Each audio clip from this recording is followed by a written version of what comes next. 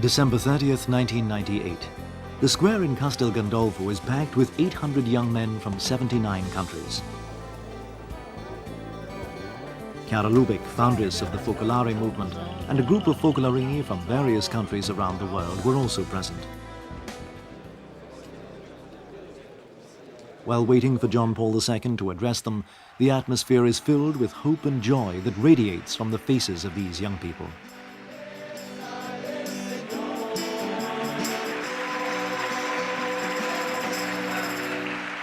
Saluto Chiara. I greet Chiara.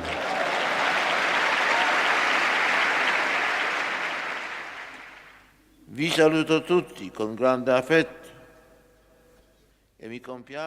I greet you all with great affection and congratulate the organizers of this beautiful meeting that offers young men on their way to the priesthood an occasion to get to know each other, to share experiences, and to look at the numerous challenges offered by today's world.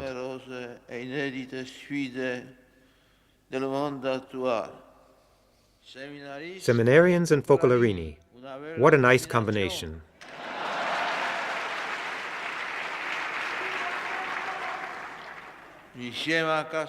And together at Castel Gandolfo, even better.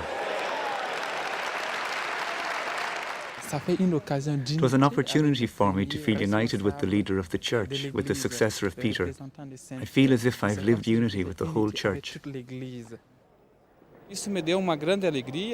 This meeting has given me so much joy and the courage to go forward together to face any problems that may come our way.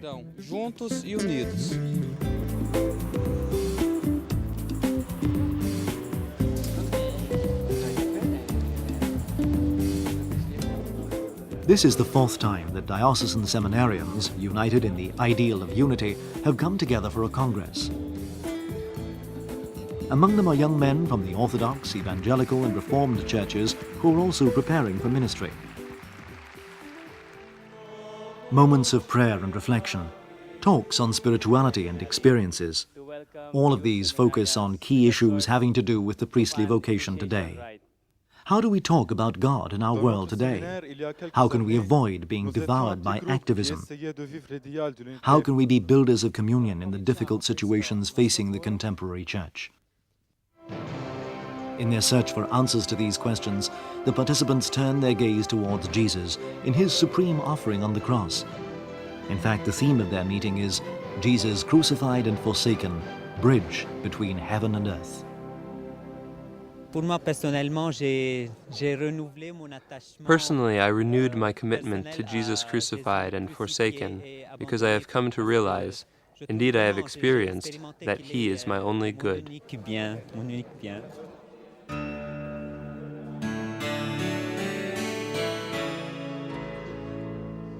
It's precisely here that the interest of these seminarians encounters one of the principal and fundamental points of the spirituality of unity. A discovery that dates back to the point in time in war-torn Trent when the Focolare movement began.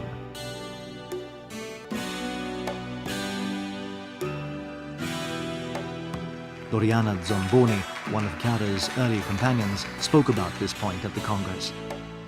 In January 1944, while working among the poor, Doriana had contracted an infection on her face that forced her to stay at home. When Chiara heard about my sickness, she came to visit me, together with a priest who brought me communion. While I was recollecting myself in prayer after receiving Jesus, I heard the priest ask Chiara, which moment in Jesus' life did he suffer the most? Chiara answered, I've always heard it said that it was in Gethsemane. And the priest replied, I believe instead that Jesus suffered most when he cried out on the cross, my God, why have you forsaken me?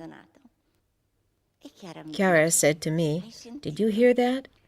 If Jesus suffered the most during his forsakenness, that was the moment in which he loved the most.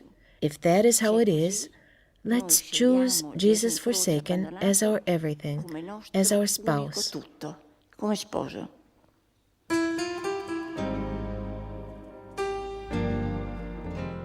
Like the spouse in the Song of Songs, from that moment onwards, the first Focolarine set out to look for Jesus in the most varied faces of human suffering.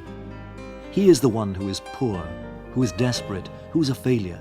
He's present in personal sufferings and also in the sufferings of humanity.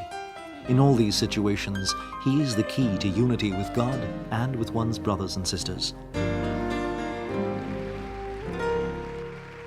At the heart of the Congress was a meeting and dialogue between the seminarians and Chiara Lubeck.